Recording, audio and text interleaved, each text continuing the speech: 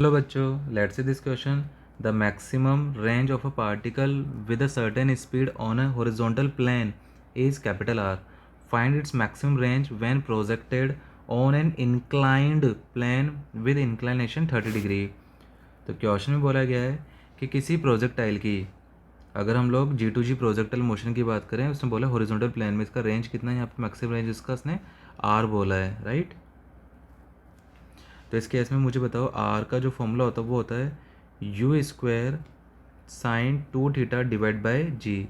तो R maximum कब होगा? जब थीटा कितना हो 45. तो R will be maximum when theta is equal to 45 degree. ठीक है, तो थीटा अगर 45 अगर पुट करेंगे तो आर यहाँ से क्या निकल के आएगा, u square sine 90 divide by g. तो it will become u square by g. ये तो आर दे रखा उसने आपको. अब आपको बताना है मैक्सिमम रेंज, जब इसको हम लोग किसी इंक्लाइन प्लेन से जिसका इंक्लाइनेशन कितना है 30 डिग्री है, वहाँ से अगर इसको प्रोजेक्ट किया जाए, जैसे इस तरह को इंक्लाइन प्लेन है और इंक्लाइनेशन जो है वो कितना है 30 डिग्री है, यहाँ से अगर इसको प्रोजेक्ट करें हम लोग, तो अब इस केस में यहाँ पे जो है आपको बताना मैक्सिमम रेंज कितना होगा, राइट. तो इस वाले केस में जो रेंज का फॉर्मूला होता है आर मैक्स का, वो होता है वी नो डेट, ये होता है u square upon g 1 plus sine of alpha. Inclined projectile motion में मैक्सिमम रेंज का फॉर्मूला यही होता है. अब यहाँ पे अल्फ़ा का वैल्यू कितना है?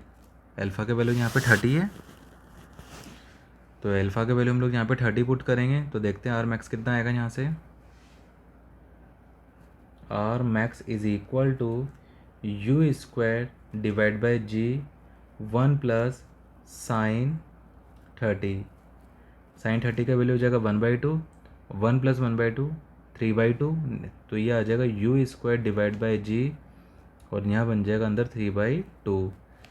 तो R max is equal to ये होगा 2 ऊपर जाएगा तो ये two u square divide by 3g.